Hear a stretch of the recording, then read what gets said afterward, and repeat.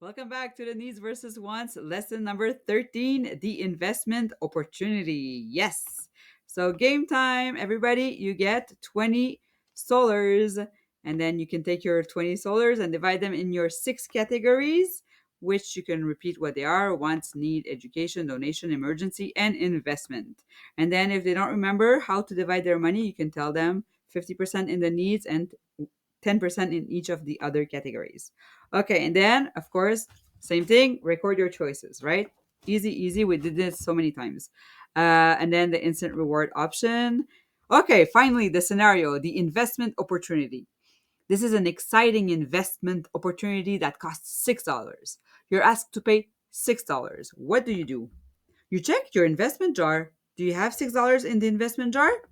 Yes! So you use the $6 from your investment jars to pay for your investment opportunity. You get a star for being prepared and investing in your learning. No, but you take $6 from your wants jar, but you don't get a star.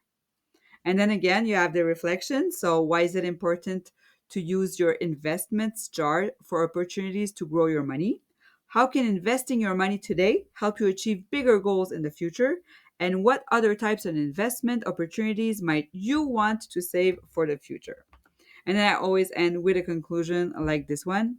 In this lesson, we learn the importance of using your investment jar to grow your money for the future. By making smart choices with your savings, you can take advantage of opportunities that will help you to achieve bigger financial goals. Remember, investing is a way to make your money work for you, but it's important to be prepared and make thoughtful decisions when opportunities arise. So that was lesson number 13, and I will see you for the last lesson number 14 next week.